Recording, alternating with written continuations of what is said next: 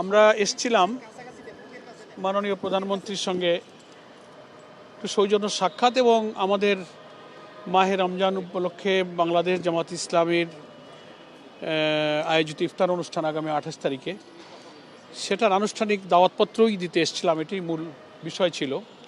আমাদের সঙ্গে আমাদের অ্যাসিস্ট্যান্ট সেক্রেটারি জেনারেল মৌলানা আব্দুল হালিম সাহেব ছিলেন।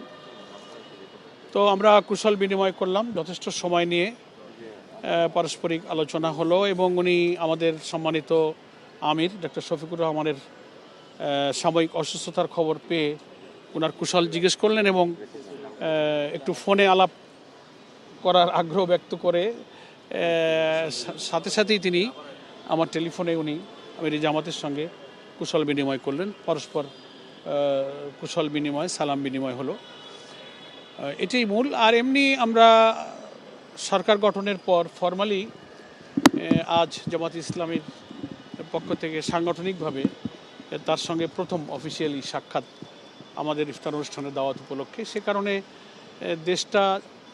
দেশের মানুষের প্রত্যাশা অনুযায়ী যেন শান্তিপূর্ণভাবে পরিচালিত হতে পারে, সেক্ষেত্রে উনিও সরকারের আকাঙ্ক্ষার কথা, ইচ্ছার কথা, প্রচেষ্টার কথা তুলে ধরলেন এবং নতুন দায়িত্ব পালন করতে গিয়ে উনি যে পরিবেশের সাথে পরিচিত হচ্ছেন সেটা নিয়েও কিছুটা ওনার মত বিনিময় করলেন এবং আমাদের সকলের সহযোগিতা উনি কামনা করলেন যে আমরা সবাই মিলে দেশের প্রিভিয়াস যে সমস্ত ব্যাড প্র্যাকটিসগুলো যেন আর না থাকে, সরকারি দল এবং বিরোধী দলের সমন্বয়, সংহতি এবং রাজনীতিতে সকল বিতর্ক জায়গার জন্য পার্লামেন্ট হয়। পার্লামেন্টারি ডেমোক্রেসির সিস্টেমে সব বিতর্কের জায়গা পার্লামেন্ট, এটা আমরাও বলেছি। এবং রাজনীতিতে সহনশীলতা, বিতর্ক সংসদেই হোক।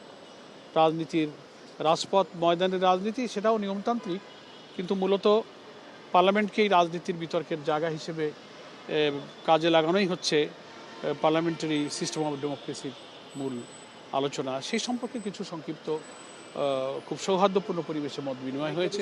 জুলাই সনদে ছিল যে সংসদে বিরোধী দল থেকে স্পিকার নির্বাচন করার একটা পার্ট ছিল, সেক্ষেত্রে আপনাদের দল থেকে স্পিকার নির্বাচন করার ক্ষেত্রে সরকার যোগাযোগ করেছে বা করবে কিনা? এই মুহূর্ত পর্যন্ত হয়নি। আর এটা তো জুলাই চার্টারের যে অনুমতি, যেটা আইনগত ভিত্তির একটা পর্যায়ে তো বাকি রয়েছে সংসদে, এটা হলে পারে জুলাই চার্টারে যে সমস্ত সম্পৃক্ত এবং সংযুক্ত বিষয়গুলো আছে, ডেপুটি স্পিকারের সঙ্গে আরও অনেক দ্বিকক্ষ বিশিষ্ট পার্লামেন্ট সহ আরও অনেক বিষয় আছে, সেটা আরও পরে বলা যাবে। এক্ষুনি এটা আলোচনায় আসেনি।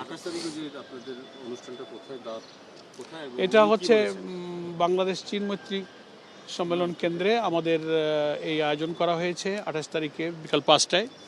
উনি দাওয়াত খুব আন্তরিকতার সাথেই কবুল করেছেন এবং আমাদেরকে যাবেন বলে আশ্বস্ত করেছেন এবং আমাদের আমির জামাত টেলিফোনে আলাপের সময় সপরিবারে ওনার সম্মানিত স্ত্রী এবং জাইমা সহ পরিবারকেই উনি আমন্ত্রিত হিসেবে উনি যাওয়ার জন্য অনুরোধ করেছেন এবং আমরা উভয়কেই আমরা দাওয়াতপত্র দিয়েছি। উনিও সেটা আন্তরিকতার সঙ্গে গ্রহণ করেছেন। সংসদে তো ওনারা শপথ নেওয়ার সময় একটা শপথ ওনারা নেন এবং আগামী 12 তারিখে সংসদ, সে বিষয়ে কি আপনাদের কোনো কথা হয়েছে? না, এইটুকু উনি বলেছেন যে 12 তারিখে সংসদ হবে এবং সংসদেই আমরা রাজনীতির সব কিছু আলোচনা করবো, এটাই বেটার হবে আমাদের জন্য। আর শপথ না নেওয়ার যে বিষয়টা সংবিধান সংস্কার পরিষদের, যেটা হয়তো আপনারা বলতে চাচ্ছেন, এই বিষয়ে কোনো আলোচনা হয়নি। ঠিক আছে, থ্যাংক ইউ। এক সপ্তাহ হয়ে গেল, কিভাবে মূল্যায়ন করবেন সরকারের কাছে? না, মূল্যায়ন এখনও সংসদ বসুক, সরকার কেবল কাজ শুরু করেছেন, বুঝছেন, দেশের অবস্থা জানছেন, আমরাও সবই তো এখন নিউ।